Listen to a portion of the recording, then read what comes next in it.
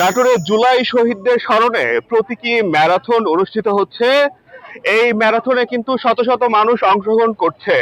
নাটোরের জেলা প্রশাসক আসমা শাহিনের নেতৃত্বে কিন্তু নাটোরের মাদ্রাসা মোড় থেকে এই প্রতীকী ম্যারাথন শুরু হয়েছে এবং এই প্রতীকী ম্যারাথন শেষ হবে উপজেলা পরিষদ চত্বরে গিয়ে।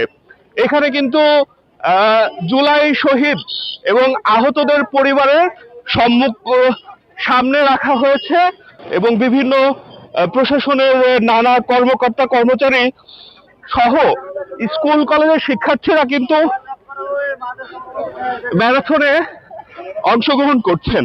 গত 16 জুলাই রংপুরে বেগম রোকেয়া বিশ্ববিদ্যালয়ের শিক্ষার্থী আবু সাইদ নিহত হলে কিন্তু সেই আন্দোলন স্ফুলিঙ্গের এর মতো সারা দেশে ছড়িয়ে পড়ে এবং সেই আন্দোলনের তীব্রতায় কিন্তু গত বছরের 5ই আগস্ট হাসিনা পালিয়ে যান এবং তার দীর্ঘ 1.5 দশকের শাসনের কিন্তু অবসান ঘটে।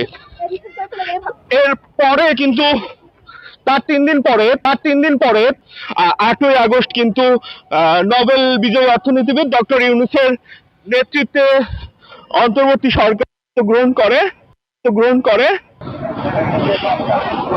সেই ধারাবাহিকতা কিন্তু এবছরের 1 জুলাই থেকে 5ই আগস্ট মোট 36 দিনের কর্মসূচি পালন করছে অন্তর্বর্তী সরকার। তারই অংশ হিসেবে কিন্তু জুলাই শহীদদের স্মরণে আজকে নাটোরে প্রতীকী ম্যারাথন অনুষ্ঠিত হচ্ছে। নাটোরের প্রতীকী ম্যারাথন থেকে আমার কাছে এখন পর্যন্ত ছিল সর্বশেষ খবর।